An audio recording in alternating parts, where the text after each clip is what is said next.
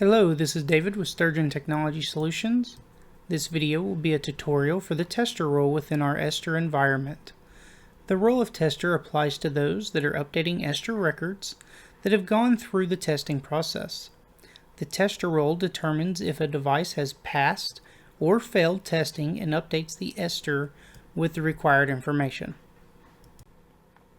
Upon logging into Esther, you are presented with the testing search view.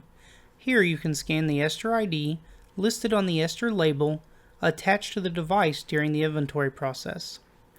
By clicking the drop-down, you can also search for the serial number or asset tag if needed. Once you have entered a value, click the search button. The search button brings you to the Esther edit view. Across the top, you can find useful information about the account the Esther is tied to, and any specific instructions that need to take place during the testing process if there are any. Once you have verified the inventory instructions, click either the Pass button or the Fail button depending on the outcome of the testing process. If the device passed the testing process, click the Pass button. The Pass button takes you to the Pass view for the Esther. If you need to add components, you can do so by either clicking the Add Processor, Add Memory, or Add Drive button. Clicking on any of the Add buttons will present fields that are specific to that component type. Once you have entered the components you need, select the bin and tote ID from the drop-downs. Then click the Continue button.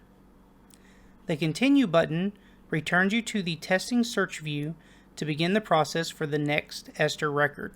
If the device failed the testing process, click the Fail button. The Fail button takes you to the Fail view for the Esther. If you need to add a record for the device drive, enter the drive's information in the fields at the bottom of the form.